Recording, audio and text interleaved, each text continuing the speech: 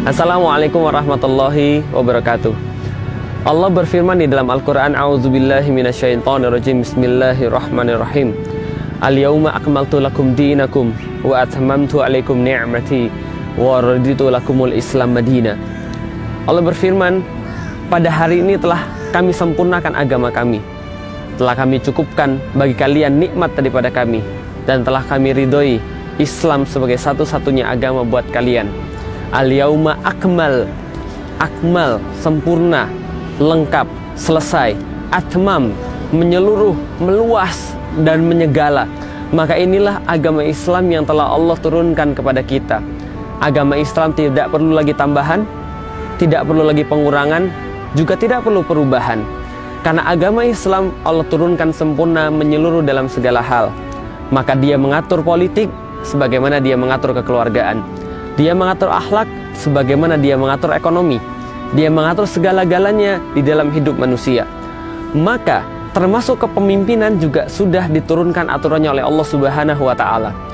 Bagaimana pemimpinnya itu pun sudah diturunkan oleh Allah Subhanahu wa taala. Ciri-ciri pemimpin yang baik, pemimpin seperti apa harus dipilih, pemimpin seperti apa harus kita angkat, kepemimpinan seperti apa harus ia pakai, semuanya sudah dirinci oleh Allah Subhanahu wa taala. Sehingga bukan hanya pemimpin yang amanah yang harus diwujudkan di dalam Islam, namun juga sebuah sistem kepemimpinan yang amanah. Pemimpin yang amanah di dalam Islam Rasulullah contohkan dengan dirinya. Rasulullah contohkan pula dengan khalifah setelahnya. Abu Bakar As-Siddiq, Umar bin Khattab, Utsman bin Affan, Ali bin Abu Thalib. Semua telah tercontohkan dengan sempurna pemimpin yang amanah. Dan sistem kepemimpinan yang amanah Rasul contohkan pula di dalam kehidupannya ketika beliau masih hidup di Madinah. Bagaimana beliau mengatur Madinah dengan syariat Allah, syariat Islam. Dilanjutkan oleh Khulafaur Rasyidin yang mereka mengatur Islam, mereka mengatur umatnya dengan Islam dengan sebuah sistem yang dinamakan dengan khilafah. Pemimpin amanah adalah khalifah, sistem kepemimpinan yang amanah adalah khilafah.